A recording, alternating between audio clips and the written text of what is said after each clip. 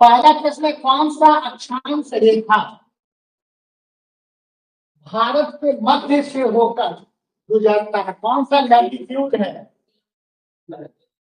कौन सा लैटिट्यूड है जो भारत के मध्य से गुजरती है? तो पता भी होगा, कर्क रेखा, ट्रॉपिक ऑफ कैंसर। कर्क रेखा जो है वह भारत के लगभग मध्य से गुजरती है। इसका अक्षांश कितना है, लैटिट्यूड कितना है? 23.5 डिग्री। अब वो भी क्या है, नॉर्थ है, उत्तर है। यहाँ पर 23.5 डिग्री दिया है, लेकिन यहाँ को विकल्प और फंसा सकता था, या तो 23.5 डिग्री उत्तर दे देता, या 23.5 डिग्री क्या दे देता, दक्षिण दे देता। तो याद रखिए, कर्क रेखा हमेशा 23.5 डिग्री क्या होगा, उत्तर होगा। और किस किस राज्यों से होकर गुजरता है? तो आपको पता है, मिजोरम, त्रिपुरा, पश्चिम बंगाल, राजस्थान, गुजरात,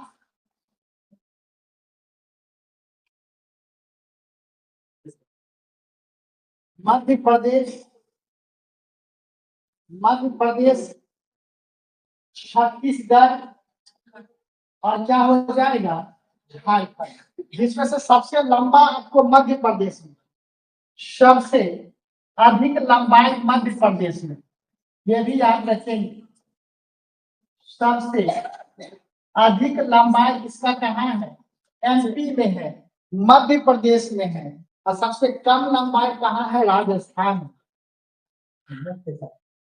सबसे छोटा लंबाई कहाँ है, राजस्थान। इसको नोट कर,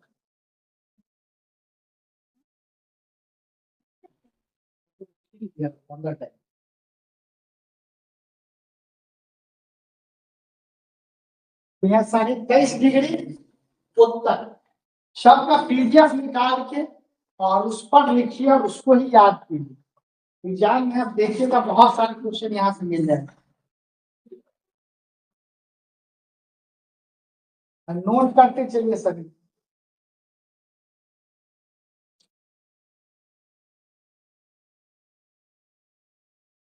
चलिए अगले प्रश्न की ओर हम लोग बढ़ते हैं। जो अगला प्रश्न है हमारा, ये है, किस राज्य में सर्वाधिक चंदन के वृक्ष पाए जाते हैं? सबसे ज्यादा चंदन का वृक्ष कहाँ पाया जाता है? कर्नाटक में पाया जाता है। कर्नाटक में याद रखिएगा, यहाँ चंदन पाया जाता है। और साथ साथ ये कॉफी के लिए भी, कहवा के लिए भी क्या है, प्रसिद्ध है। कहवा के लिए भी प्रसिद्ध है। और कहवा कहाँ पर मिलता है, ये बताए थे, बाबा बुदन की पहाड़, बाबा बुदन की पहाड़ी के निकट मिलता है। और किस जिला में मिलता है, चिकमंगलूर, चिकमंगलूर जिला में मिलता है। और चिकमंगलूर जिला लौह अयस्क के लिए भी क्या है, प्रसिद्ध है। चिकमंगलूर स्वयं जो है, या आयरन ओर के लिए, लौह अयस्क के लिए क्या है, प्रसिद्ध है। ये भी महत्वपूर्ण क्या है, प्रश्न है। कर्नाटक और तमिलनाडु के क्षेत्र में लाल चंदन भी मिलता है, जो कि बहुत रेयरेस्ट है। जो आप मूवी देखेंगे पुष्पा, उसमें वो लाल चंदन की ही बात कर रहा है, बहुत महंगा आता है। अच्छा, आप लोग जो लिपस्टिक लगाते हैं, बताइए किस कीड़ा को मार के बढ़ाओ?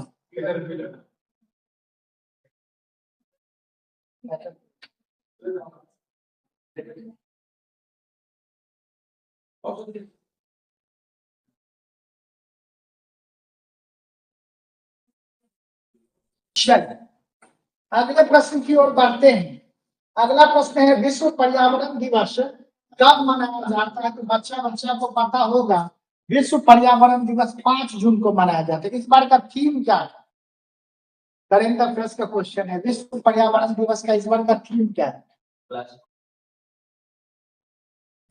देख लीजिए ध्यान। अगला प्रश्न है, सतपुड़ा पर्वत श्रृंखला कहाँ अवस्थित है? झारखंड, राजस्थान, मध्य प्रदेश और असम। सतपुड़ा पर्वत श्रृंखला कहाँ अवस्थित है? आपको मध्य प्रदेश में क्या है, अवस्थित है। और इसी सतपुड़ा पर एक प्रमुख स्थल है जिसका नाम है पन्ना। अब पन्ना जो जगह है यह दो चीज के लिए प्रसिद्ध है, एक हीरा के लिए, डायमंड के लिए प्रसिद्ध है, और दूसरा बाघ अभ्यारण्य, जहाँ पर टाइगर रिजर्व, यहाँ बाघ अभ्यारण्य है, टाइगर, और दो चीजों के लिए क्या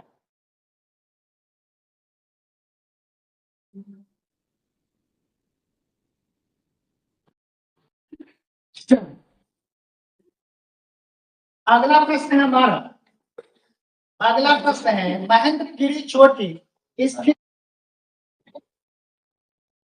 है पूर्वी घाट में अवस्थित है। अब यह पूर्वी और यह पूर्वी घाट, यह क्या है, पूर्वी घाट का सर्वोच्च शिखर, हाईएस्ट पीक ऑफ ईस्टर्न घाट। यह आपको क्या है, हाईएस्ट पीक ऑफ ईस्टर्न घाट। तो ये भी याद रखिएगा, महेंद्रगिरी पर्वत। पश्चिमी घाट का सर्वोच्च शिखर क्या है, पश्चिमी घाट का सर्वोच्च शिखर आपका अनाई मुदी है, और यह दक्षिण भारत का भी सर्वोच्च शिखर, यह दक्षिण भारत का सर्वोच्च शिखर, सर्वोच्च शिखर, ये भी याद रखें।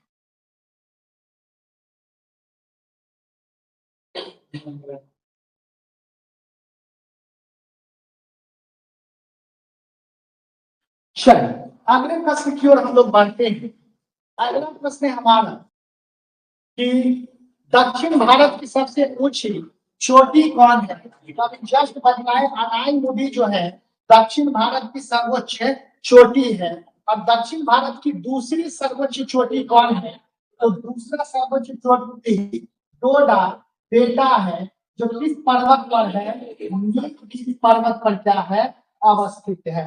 अमरकंटक की पहाड़ी याद कीजिए, यहाँ से क्या हो रहा था, चार प्रमुख नदियां निकलती है, वो कौन कौन निकलती है, सोन, नर्मदा, महानदी, गोदावरी कौन बोला भाई, महानदी, चौथा इंद्रावती, चौथा इंद्रावती। ठीक है, अभी डोडा बेटा तो बता दिए, दूसरा सर्वोच्च शिखर है।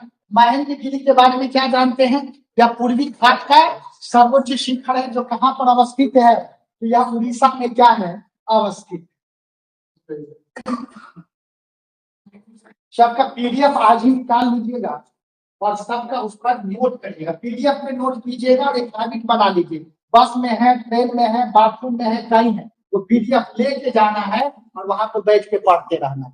ठीक है, चल अगले प्रश्न की ओर बढ़ते हैं।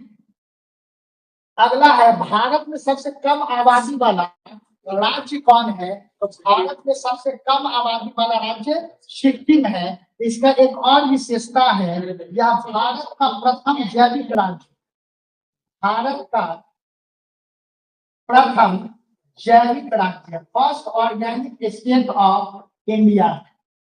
ठीक है, first organic state of India, organic state of India पहला।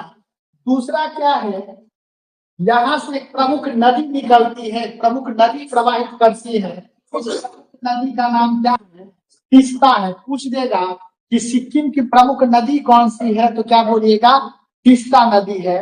और बताए थे तीस्ता नदी एक श्रेणी को काटती है, उस श्रेणी का नाम क्या है, दार्जिलिंग श्रेणी को यह क्या करती है, काटती है। इसी प्रकार से रिवीजन करते चलना, जो पढ़े हैं उसको जितनी बार सुनिएगा उतना अच्छा है।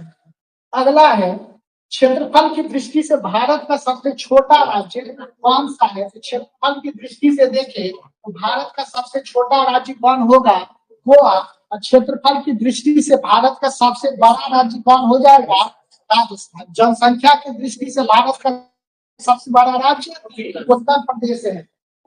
अगला प्रश्न है हमारा कि सबसे लंबी तटीय रेखा वाला राज्य कौन है? सबसे लंबी तटीय रेखा वाला coastal line, longest coast line, longest coast line क्या किसका है? गुजरात का है। दूसरा सबसे लंबा तटीय रेखा, दूसरा सबसे लंबा तटीय रेखा किसका है? आंध्र प्रदेश का। सबसे छोटा तटीय रेखा, सबसे छोटा तटीय रेखा, तो सबसे छोटा तटीय रेखा किसका है? गोवा का। पूर्वी तट पर सबसे छोटा तटीय रेखा, पूर्वी तट पर सबसे छोटा तटीय रेखा तो यह पश्चिम बंगाल का। अब पश्चिम बंगाल के तट को कौन सा तट कहा जाता है? वेंगी तट कहा जाता है। ठीक है, नया रिपोर्ट के नहीं से पहला क्वेश्चन उसी हिसाब से बता रहे, वहां क्वेश्चन दे देगा। ठीक है, नए मतलब तथ्यों के आधार या नए तथ्यों के अनुसार ऐसे करके पूछेगा, नहीं तो अभी कंफ्यूजन है।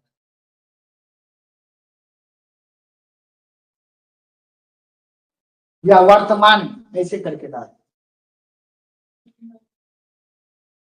अगला है निम्नलिखित में से कौन सा राज्य पहले नेफा के रूप में जाना जाता था?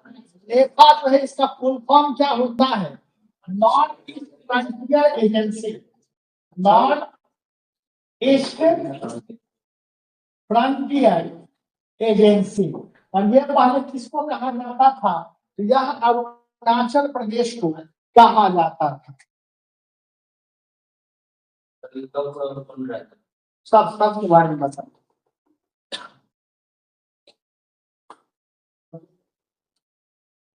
अगला प्रश्न है हमारा कि चंडीगढ़ नाम का वास्तुविद कौन था? चंडीगढ़ नगर का वास्तुविद कौन था? तो ले कॉर्बूसियर था। और चंडीगढ़ का खासियत याद रखिएगा, यहाँ पे ग्रीड प्रणाली, ये जो शहर है या हड़प्पा सभ्यता में आपको ग्रीड प्रणाली देखने को मिलता है। हड़प्पा सभ्यता के बाद कहाँ पर देखने को मिल रहा है? चंडीगढ़ में। ग्रीड प्रणाली कहने का मतलब क्या है? इस प्रकार के चेस के बोर्ड की तरह इस प्रकार से क्या है? सजा हुआ, यानी कि आपको दिखेगा, एरियल व्यू देखिएगा तो लगेगा जैसे चेस का बोर्ड है, शतरंज का क्या है? बोर्ड है। ठीक है, हड़प्पा सभ्यता का नगर कैसा दिखता था? किस आकृति का दिखता था? पिरामिड। हड़प्पा सभ्यता का आकृति कैसा?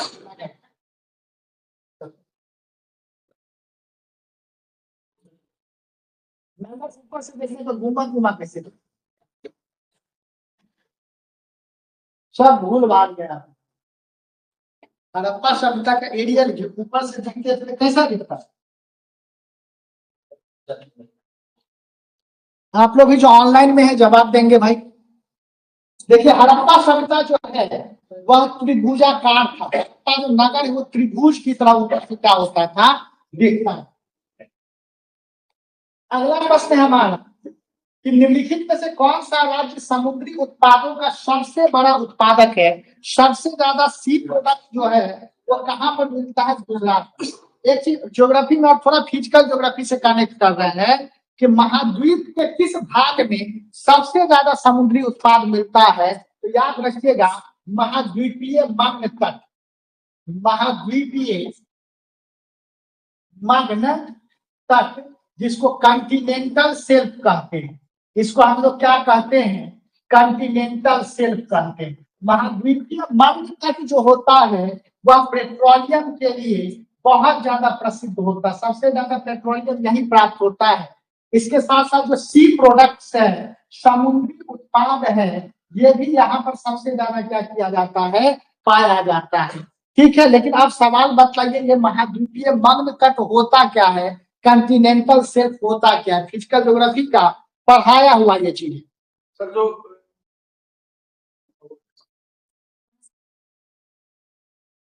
जो पार्ट समुद्र में चला जाता है पाँव का महाद्वीप का वैसा हिस्सा जो महासागर में डूबा हुआ है, उसको क्या कहा जाता है? महाद्वीपीय मध्य तट। महाद्वीप का वैसा हिस्सा जो महासागर में डूबा हुआ, जो महासागर में डूबा हुआ, यानी कि part of continent that is submerged into the ocean, part of the continent that is submerged into ocean। महासागर में महाद्वीप का जो भाग डूबा रहता है उसी को महाद्वीपीय क्या कहा जाता है? मग्न तट के नाम से जानते हैं। और यहाँ पर ज्यादा पेट्रोलियम मिलता है या समुद्री भोजन यहाँ पर ज्यादा क्या है? मिलता है। अगला जो प्रश्न है हमारा कि भारत का कौन सा शहर सांस्कृतिक बुलंद केंद्र कहा जाता है? तो हैदराबाद को हम लोग सांस्कृतिक बुलंद केंद्र के नाम से जानते हैं। दक्षिण भारत में हैदराबाद, अगर उत्तर भारत में दे दे तो दिल्ली पर हम लोग क्या कर सकते हैं? टिक लगा सकते हैं। लेकिन अगर हैदराबाद और दिल्ली दे दे तब हम टिक किस पर लगाएंगे? हैदराबाद। सांस्कृतिक बुलंद केंद्र किसको कहते हैं? जहां पे विभिन्न संस्कृति एक साथ कभी रही हो। जैसे दिल्ली में देखिएगा अलग अलग संस्कृति आया, दिल्ली सल्तनत आया, मुगल काल आया, अंग्रेज शासन किया, तो अलग अलग संस्कृति आया। उसी प्रकार से हैदराबाद जो है दक्षिण भारत का प्राचीन था, तो बहुत सारा संस्कृति वहां पर पनपा, इसलिए इसको क्या कहा जाता है? बुलंद केंद्र के नाम से हम लोग जानते हैं। अगला प्रश्न हमारा कि रेलवे के डिब्बे कहाँ बनाए जाते हैं? रेलवे के डिब्बा के लिए बचपन से कपूरथला पढ़ते आ रहे हैं। कपूरथला तथा पेरम्बूर जो है, यहाँ पर क्या है? आपको रेलवे का डब्बा क्या किया जाता है? बनाया जाता है। वैगन व्हील का कारखाना कहाँ पर है? बिहार में। बिहार में दिग्विजय। वैगन व्हील जो है वो बिहार में कहाँ पर?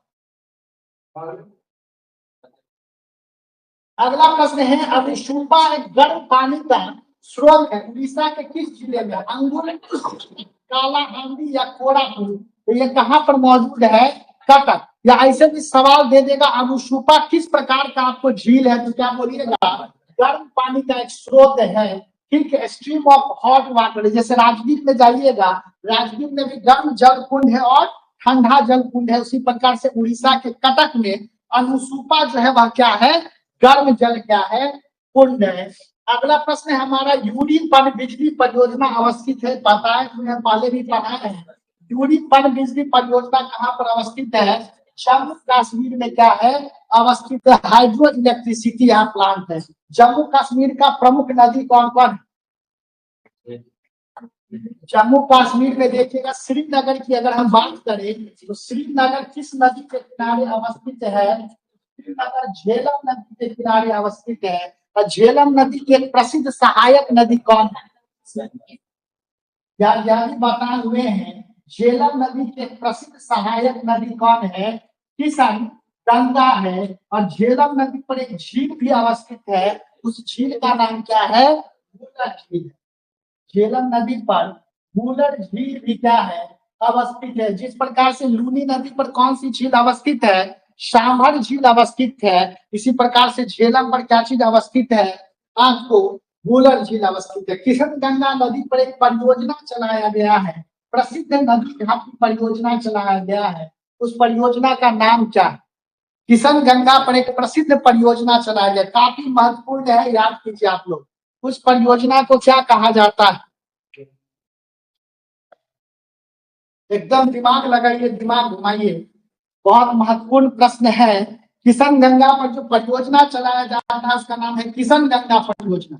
ठीक है, तो इतना सही खुलाने की जरूरत नहीं थी।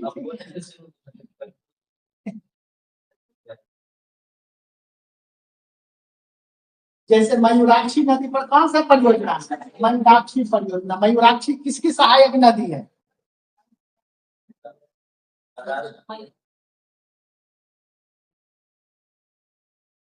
हुगली की सहायक नदी। अगला प्रश्न है हमारा, निम्नलिखित राज्यों में से किसमें श्रीहरिकोटा स्थित है? श्रीहरिकोटा आंध्र प्रदेश में अवस्थित है और श्रीहरिकोटा किस चीज के लिए प्रसिद्ध है? ये प्रक्षेपण केंद्र है, रॉकेट लॉन्चिंग सेंटर है, रॉकेट लॉन्चिंग सेंटर है या रॉकेट प्रक्षेपण केंद्र है। रॉकेट प्रक्षेपण केंद्र, इसका कारण कभी क्लास में डिस्कस भी किया हो। रॉकेट प्रक्षेपण केंद्र, इसको नोट कर दीजिए।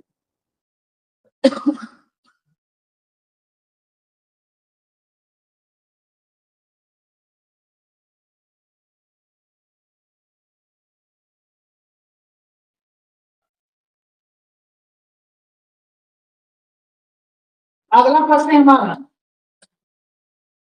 टीकागढ़ जाना जाता है, टीकागढ़ जो है वह कागज उद्योग के लिए प्रसिद्ध है। ठीक है, एक चीज और जानिएगा यहाँ पर कि विश्व में एक स्थान आप लोग को पढ़ाना है जो कागज उद्योग के लिए प्रसिद्ध है। विश्व में बात कर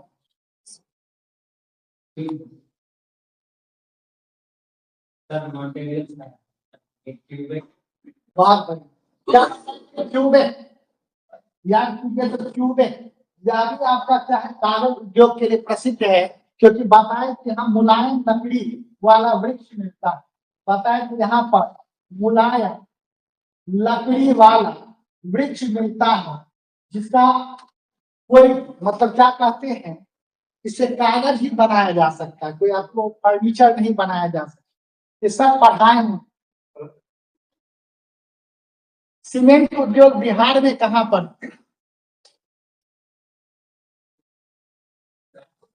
रोहतास में बंजारी नामक जगह है, कहाँ पर? रोहतास में। वहां पे सीमेंट उद्योग मौजूद है। सीमेंट उद्योग कहाँ पर लगाया जा सकता है? जहाँ पर प्रचुर मात्रा में क्या मिलता हो? चूना पत्थर मिलता हो, लाइम स्टोन मिलता हो।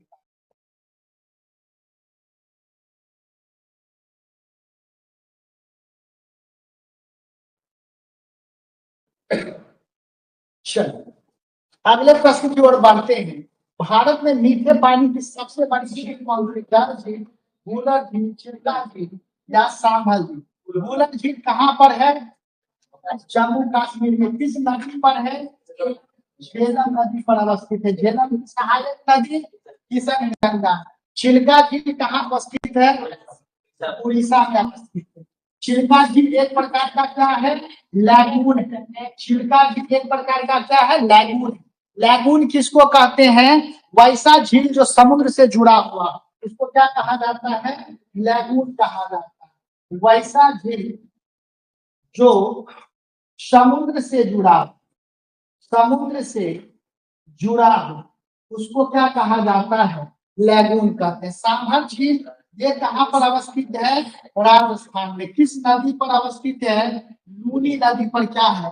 अवस्थित है। डल झील कहाँ पर अवस्थित है? कश्मीर में अवस्थित है और ये कश्मीर का सबसे बड़ा झील है। कश्मीर का सबसे बड़ा, कभी कश्मीर जाइएगा तो आपको सब तरफ डल झील ही दिखेगा। तो कश्मीर का सबसे बड़ा क्या माना जाता है? झील माना जाता है।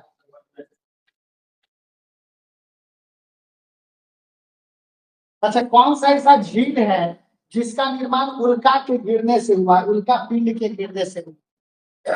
कौन सा झील है? लोनार झील है। कहाँ पर? महाराष्ट्र में है, जिसका निर्माण उल्का पिंड के गिरने से हुआ।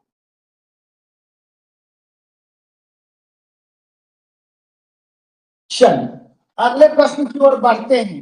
अगला प्रश्न है, भारत में शंकुधारी वन कहाँ पाए जाते हैं? पता है कि शंकुधारी वन वहीं पाए जाएंगे वहां जहाँ बर्फ गिरेगा। इस प्रकार का वन जो है वो वहीं पर पाया जाएगा जहाँ पे बर्फ गिरेगा। चारों में तो बड़ा इजी ऑप्शन दिए हुए हैं कि हिमाचल प्रदेश जो है वहां पे कोनिफेरस फॉरेस्ट। शंकुधारी वन कहने का मतलब क्या होता है? Coniferous forest, coniferous forest. और ये कहाँ पर पाया जाएगा आपको? तो ये आपका हिमालय में या हिमाचल प्रदेश दे दे, वहां पर क्या होगा? पाया जाएगा। अगला प्रश्न है हमारा कि कश्मीर की ग्रीष्मकालीन राजधानी कौन है? तो कश्मीर का ग्रीष्मकालीन राजधानी क्या है? श्रीनगर है। श्रीनगर किस नदी के किनारे अवस्थित है? झेलम नदी कहाँ से निकलती? झेलम नदी का उद्गम स्थल कहाँ? शेषनाग झील से। याद रखिएगा, श्रीनगर जो है वो किस नदी के किनारे अवस्थित है? झेलम नदी। इससे उद्गम की बात करें, इसका उद्गम शेषनाग झील है। शेषनाग झील से इसका क्या होता है? उद्गम होता है। यानी हम लोग क्या रखेंगे? याद रखेंगे।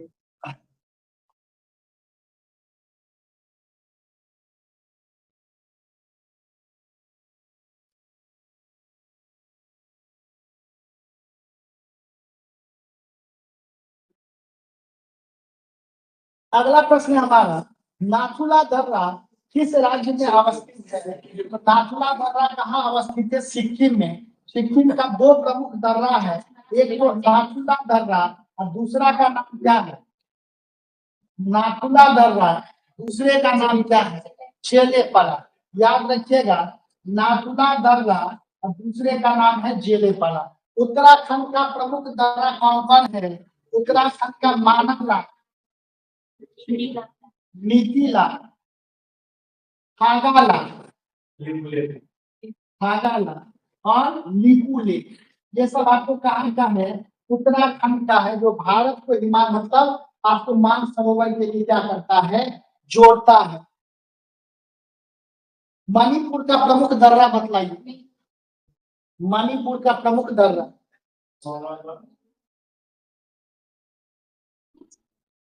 बहुत बड़ी, कौन बोले? तुजो दर्रा। कौन सा दर्रा है मणिपुर का? तुजो दर्रा। बहुत बड़ी। अरुणाचल प्रदेश का दिफू। यानी आप बहुत सारे जो कहानी बना के बतलाए। इसी प्रकार से याद है।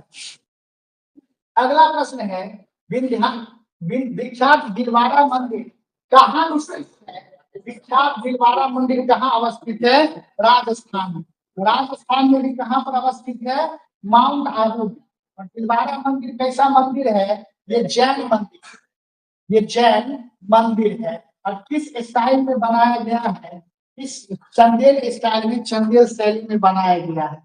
ठीक है, नोट कर सकते। माउंट आबू का विशेषता भी बहुत सारा बताए थे। यह राजस्थान का एकमात्र क्या है? हिल स्टेशन है। पहले आईपीएस का प्रशिक्षण कहाँ दिया जाता था? माउंट आबू में क्या किया जाता था? दिया जाता था। अगला प्रश्न है हमारा कि काजीरंगा किस राज्य में अवस्थित है? बड़ा प्रसिद्ध है। काजीरंगा कहाँ पर अवस्थित है? असम में अवस्थित है। किस नदी के किनारे अवस्थित है?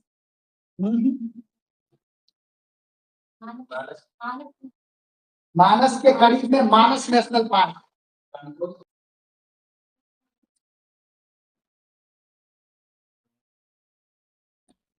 काजीरंगा नेशनल पार्क किस नदी के किनारे?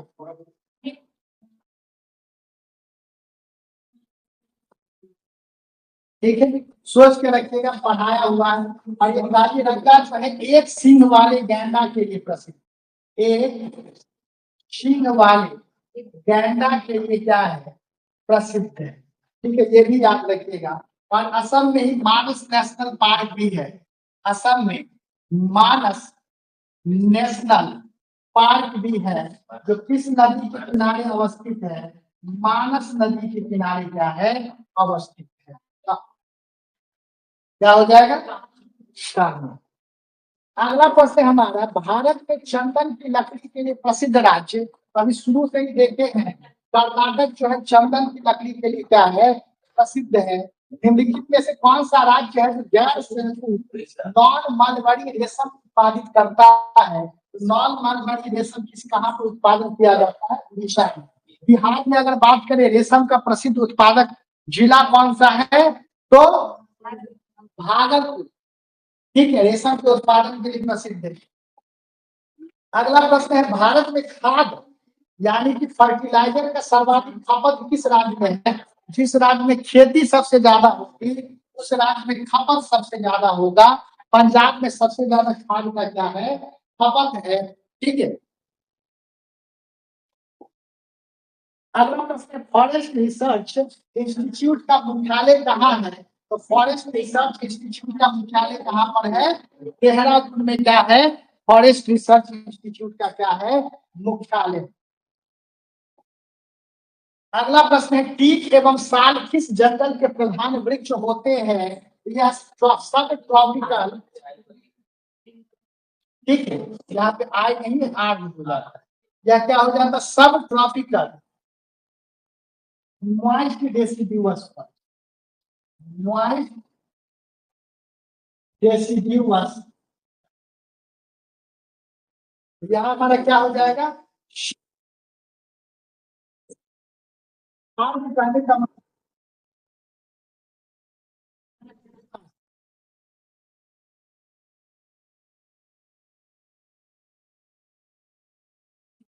अगला प्रश्न है, झूम क्या है? तो झूम कृषि का तरीका है, उसको विभिन्न क्षेत्रों में विभिन्न नामों से हम लोग क्या करते हैं? जानते हैं। अगला प्रश्न है, भारत में किस खाद्य फसल का उत्पादन सबसे अधिक होता है? सबसे अधिक किसका उत्पादन होता है? चावल का सबसे ज्यादा क्या किया जाता है? उत्पादन किया जाता है। अगला प्रश्न है, हरित क्रांति का संबंध किससे है?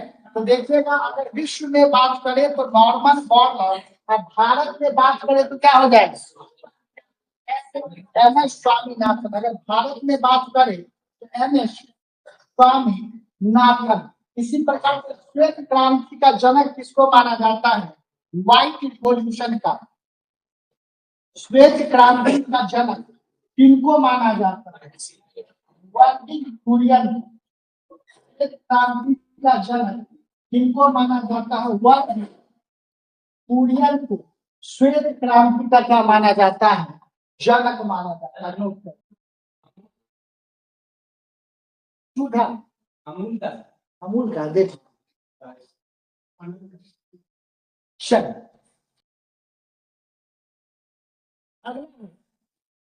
निम्नलिखित में से कौन सा शहर अंगूरों की पैदावार के लिए प्रसिद्ध है? तो अंगूर का पैदावार कहाँ है? नासिक।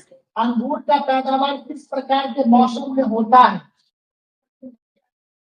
तो यह क्या होता है? भूमध्य सागरीय जलवायु, भूमध्य सागरीय जलवायु में होता है, जिसको मेडिटेरियन क्लाइमेट का, इसको हम लोग मेडिटेरियन क्लाइमेट के नाम से हम लोग जानते हैं।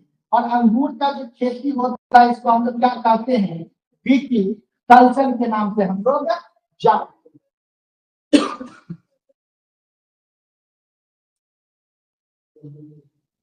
ठीक है। नागपुर जो है, यह किस चीज के लिए प्रसिद्ध है? परंपरा के लिए क्या है? प्रसिद्ध है। उज्जैन जो है भारत का धार्मिक राजधानी, भारत की धार्मिक राजधानी, रिलीजियस कैपिटल ऑफ इंडिया माना जाता है।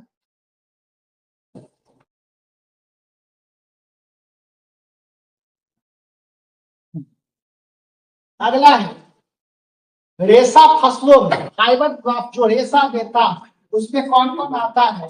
कपास, गन्ना और जूट, ये फाइबर क्रॉप्स आते हैं। फाइबर क्रॉप्स है। और दूसरा ये लोग नकदी फसल है, कैश क्रॉप्स। नकदी फसल कहने का मतलब इनको बेचकर आप क्या प्राप्त कर सकते हैं? नगद प्राप्त कर सकते हैं। सब भी रेशा वाला ही होता है, देखिएगा। अगला है कि किस प्रकार की मिट्टी में जैविक पदार्थ ऑर्गेनिक मैटर की अधिकता होती है? ऑर्गेनिक मैटर कहने का मतलब ह्यूमस सबसे ज्यादा होता है। ऑर्गेनिक मैटर सबसे ज्यादा मौजूद होता है। तो ये हमारा क्या हो जाएगा? जलोढ़ मिट्टी, जिसको हम लोग क्या कहते हैं? अलूवियल सॉइल कहते हैं। काली मिट्टी में जैविक पदार्थ का मात्रा कम होता है। सबसे ज्यादा किसमें होता है? जलोढ़ मृदा में होता है।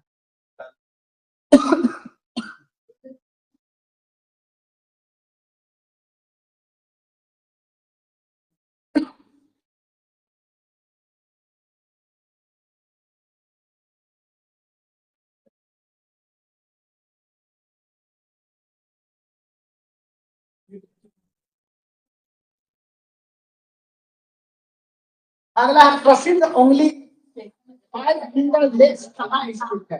तो 5 फिंगर लेग्स कहाँ पर स्थित है? संयुक्त राज्य अमेरिका। वास्तव में यह संयुक्त राज्य अमेरिका और कनाडा के सीमा पर मौजूद है। इसमें 5 क्या है? झील है।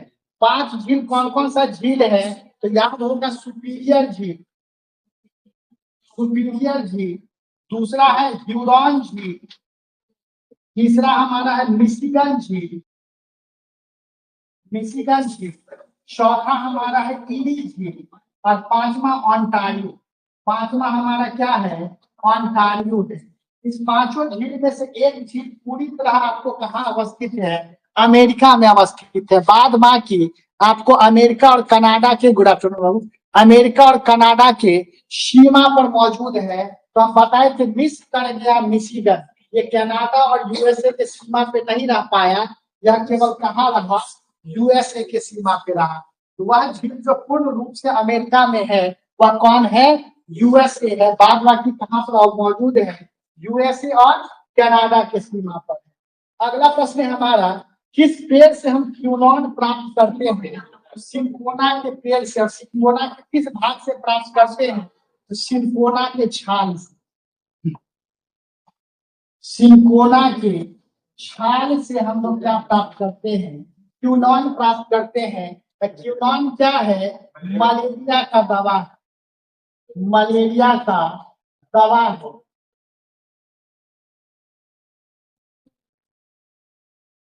अगला प्रश्न है हमारा कि भारत का कौन सा राज्य केसर का सबसे बड़ा उत्पादक है? तो केसर का सबसे बड़ा उत्पादक जम्मू कश्मीर में है।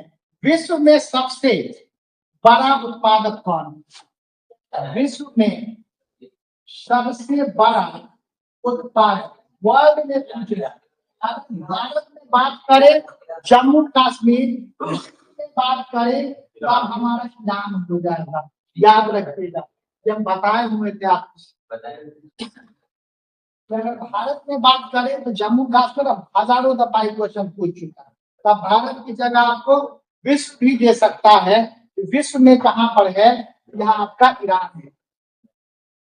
अगला प्रश्न है हमारा, राजेंद्र कृषि विश्वविद्यालय पूसा कहाँ स्थित है? बिहार में। बिहार में समस्तीपुर में। कभी मौका मिले तो समस्तीपुर जाइए तो इसको घूम लीजिएगा। अगला तो वही चीज है।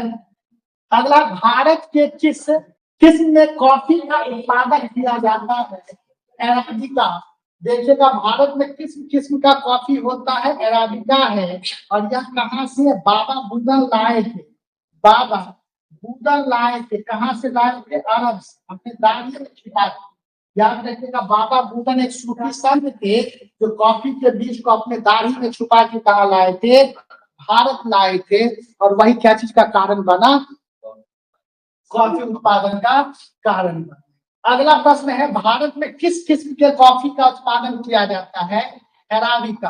अगला है, भारत में रबर का सबसे बड़ा उत्पादक राज्य कौन है? तो भारत में रबर का सबसे बड़ा उत्पादक राज्य कौन है? केरल। अगला प्रश्न है, मसालों का बगीचा किसको कहा जाता है? मसालों का बगीचा किसको कहा जाता है? केरल को कहा जाता है। अगला प्रश्न है, जूट सबसे अधिक कहाँ होता है? जूट जो है वो सबसे अधिक कहाँ उगाया जाता है? बंगाल के डेल्टा क्षेत्र में उगाया जाता है। नोट कर लीजिए इसको।